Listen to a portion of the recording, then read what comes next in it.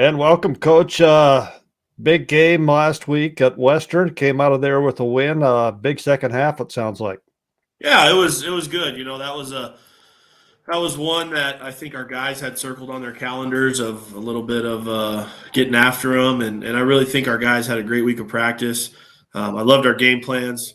We would have loved to start a little bit faster, but I think starting out we did have a touchdown early, but had some opportunities. I mean, wasn't the great elements for either team, but had an opportunity to score in the red zone and had a turnover down there that we hadn't done all season. So that was a little bit frustrating at that time, but really liked how our guys kind of stayed even keel and rode the waves. And then in the second half, kind of took over and got things rolling.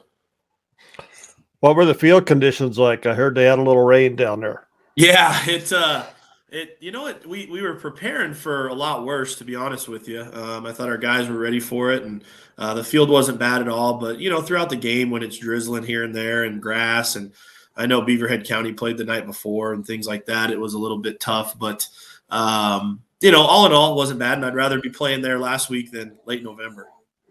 Oh yeah, yeah. We've seen plenty of that snow. We want that on our turf where we can plow it off. Yeah. Yeah, it definitely makes you appreciate the turf, huh?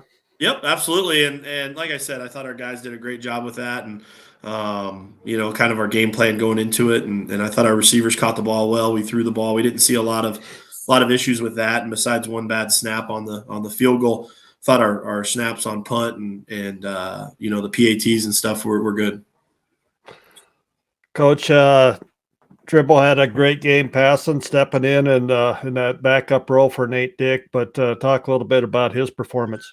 It was good. He made some mistakes. He had the bad interception. I mean, that was just he's got to play within the system in that regard. I know it's just like every other kid. He wants to make a big play and try to do too much, and that's just what he did, and that happens. We got to remember that's his second start against a good defense, and but I thought for the most part, was very pleased with him and how he handled the different pressures and. Really a good Montana Western defense. I mean, they were only giving up, I think, 16 points on the season each game. So, but then again, I thought our defense has done a hell of a job all year long of not really letting an offense kind of get in rhythm series after series. They'll maybe score a touchdown here and there or something, but again, our defense did a tremendous job of really making them one-dimensional. So, I thought both ends of it. I thought our quarterback did a good job, and our receivers caught the ball well. And again, making plays on the edge of taking a 5 or 6 yard pass and turning it into a big play. And then I believe we won our 50-50 balls. There were 3 of them that could have gone either way, and our guys won those battles. So that was huge. And what's it like having a running back at the top of the list in the Frontier Conference? Well, it's good. I mean, Zaire Wilcox is running the ball extremely hard, and I think we have a couple guys that are a little bit different, but he's a tough runner. The offensive line is doing a tremendous job, including our tight ends with creating those gaps. But he's done a really good job of getting those extra yards and not really going down on the first hit. All right, Coach, I'm going to pop the standings up here, and my number one question for you is, how's the tiebreaker policy set up for this year? So it's still head-to-head, and then defensive points allowed, I guess. So we'll go from there. Okay, all right, but College of Idaho on top there at that 5-0, and then Rocky and Tech at 4-1, and the team that we're going to play this weekend, kind of the biggest surprise to me of all season, Eastern Oregon. They're at 0-5. That just just shocks me. Well, and really 0-6 if you count their non-conference game. I mean, Right. Against Whitworth. But they're not a. I've been telling the guys all week they're not an 0-5, 0-6 team. I mean, they're a solid team. They play extremely hard. They always do. I think they're physical up front. They're running around all over the place. And like I said, it was kind of surprising to see. I know they've had a little bit of struggles on offense, but they are. They're not. It's one of those tough ones. They have nothing to lose, and I just don't believe. They've gotten some tough ends of the draw, and they've played a really tough schedule early on. But we've got our hands cut out for us, and we got to get after them early. Yeah, definitely. They're very well coached, and that, like you said, they don't have anything to lose, and looking for a big upset.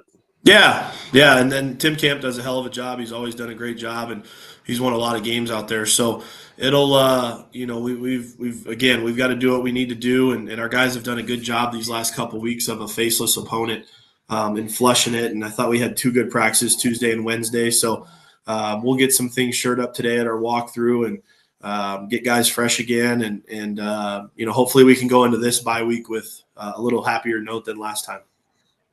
Yeah, that was going to be my next question. How important is it, do you feel, to going into that bye week with a win? Well, it's huge. I think every week, we talk about it. We're in the playoff mode right now. We have to be. We have to win every game, and we don't want to leave it up to a tiebreaker or points allowed or anything like that. We just need to go and win. So, and we feel like if we continue to win, no matter what happens, we'll be playing football for a long time. But this week right here is so important because it's the next one, and I think our older guys have done a good job of that. And again, we're doing a really good job of flushing it and playing who we're supposed to be playing and just playing our football. And so that's what I'm most proud about. Health-wise, how you doing, Coach?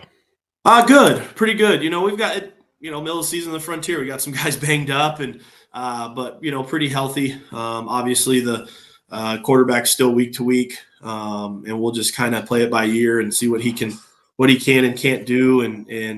But we feel confident in George and Nate's been a great leader on that regard too. So, but otherwise, I feel pretty good about where we're at.